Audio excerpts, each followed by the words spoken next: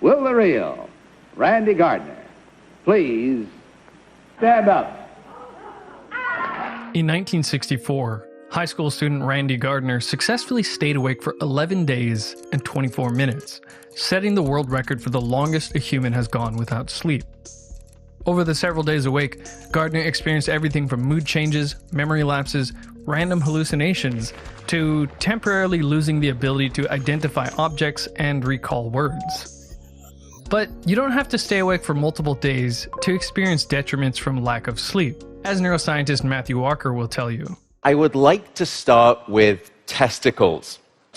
Men who sleep 5 hours a night have significantly smaller testicles than those who sleep 7 hours or more. In his book, Why We Sleep, Walker explains the ins and outs of just how bad too little sleep is not only for your reproductive, cardiovascular, and immune health, but learning and cognition as well. Interestingly, lacking sleep even affects you socially. So we just published a study demonstrating that sleep loss will trigger viral loneliness.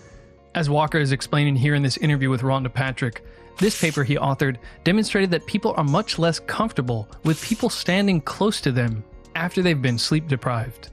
They even put people in an MRI scanner and found that the brain is lighting up in a way that makes you more suspicious of people and less able to understand their intentions. Now, one of the things that was striking to me that Matthew Walker said was that you cannot recover a sleep debt.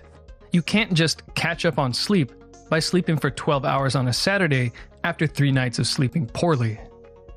So, if we only have one chance at sleep, then sleep quality, or the efficiency of sleep, must be very important, even if you're getting the recommended 8 hours a night. There are many things you can do to improve sleep quality, and I've discussed this in another video. But what I've been curious about lately is sleeping posture. What is the best position to sleep in, and what is the best kind of pillow? Or should we even use a pillow? This question has bugged me for a while because I've tried all kinds of pillows, including this thing that's supposed to keep your head from rolling to one side, but I've never been 100% satisfied. Oh man, you want a bad night? Try sleeping on one of these! The first thing I thought might be worth looking at is how other primates sleep. A quick Google image search of sleeping primates shows a lot of them sleeping on their side. As Charles Nunn explains, what the great apes have in common with humans is that they all build some sort of comfortable nest or sleeping platform each night.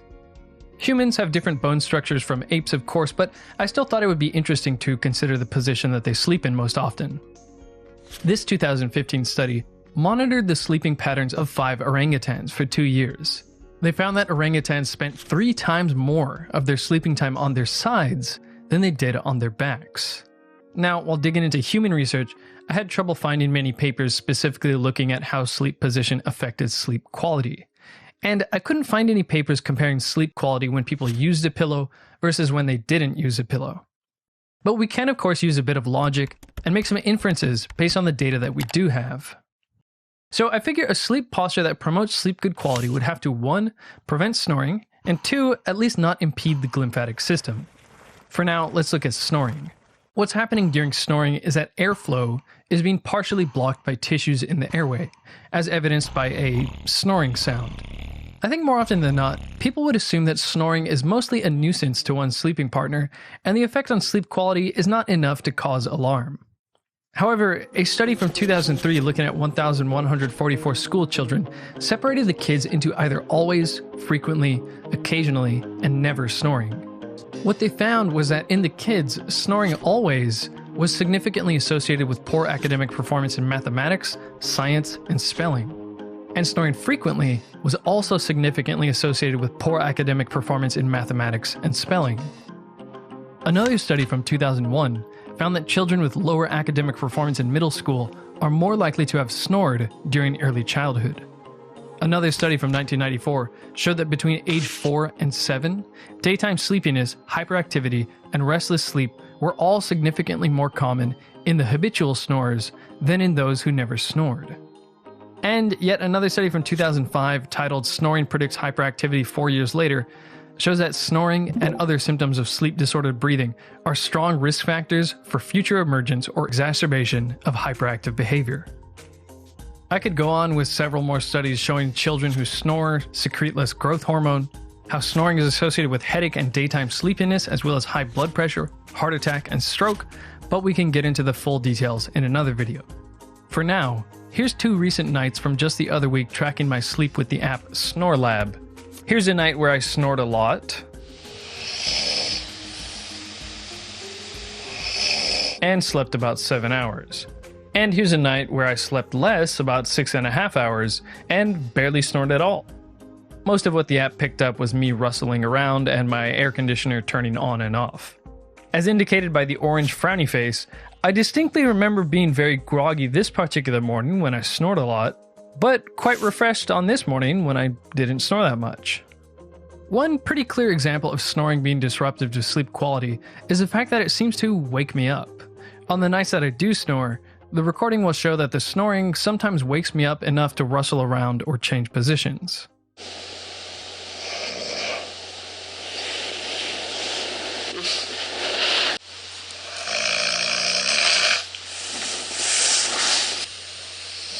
Wow. Wow. This 2013 review on positional therapy in position-dependent snoring explains that it's often observed that snoring is usually worse when sleeping on the back and better when people are sleeping on their side. And several papers have shown that sleep apnea gets worse when people sleep on their backs.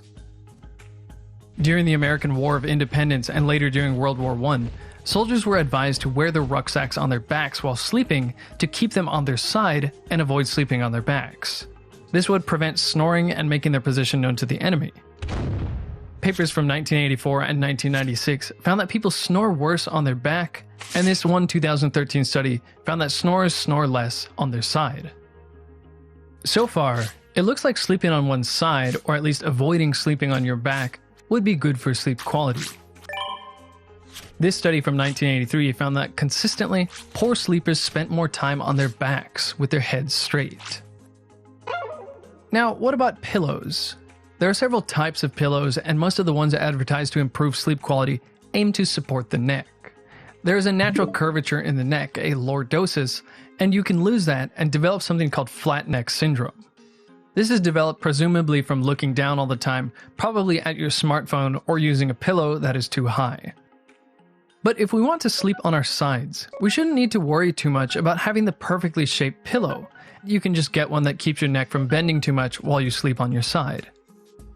Moving on, to further evaluate sleep positions that promote good sleep quality, the position should be good for glymphatic transport. In the body, we have something called the lymphatic system that helps with each organ's problem of waste clearance. This network of vessels extends through the body and collects cellular debris, proteins, and other waste from the spaces between the cells so that it can be disposed of. The brain, however, does not have lymphatic vessels that it can use for waste clearance. As neuroscientist Jeff Iliff explains in his TED Talk, this doesn't make much sense considering the adult brain uses about 25% of the body's energy budget and generates a considerable amount of metabolic waste. So how then does the brain solve its waste clearance problem? The brain's solution to the problem of waste clearance, it was really unexpected. It was ingenious. So the brain has this large pool of clean, clear fluid called cerebral spinal fluid. We call it the CSF. The CSF fills the space that surrounds the brain, and waste from the inside of the brain make their way out to the CSF, which gets dumped along with the waste into the blood. In the brain, there is a specialized network of plumbing that organizes and facilitates this cleanup process. You can see that in these videos, the frame on your left shows what's happening at the brain's surface, and the frame on your right shows what's happening down below the surface of the brain within the tissue itself. The blood vessels are labeled in red, and the cerebrospinal fluid that's surrounding the brain in green. And as it flushed down into the brain along the outsides of these vessels, it was actually helping to clear away, to clean the waste from the spaces between the brain cells. What's interesting is that all this is happening when you're asleep. The video on the left shows how much of the cerebrospinal fluid is moving through the brain of a mouse while it's awake. Barely anything. But when the animal goes to sleep, the CSF rushes into the brain to rinse and clean it out. Alzheimer's disease is an example of how important this sleeping brain cleanup procedure is. A hallmark of Alzheimer's disease is the buildup of a peptide called amyloid beta, and the glymphatic system helps clear this stuff out of the brain. The research on sleeping position affecting glymphatic transport is very limited, but this 2015 study had rodents sleep on either their side, back, or stomach and were monitored via magnetic resonance imaging. They found that glymphatic transport was most efficient in the lateral position on their side. Dr. Mike Nedergaard said, "It is interesting that the lateral sleep position is already the most popular in humans and most animals, even in the wild.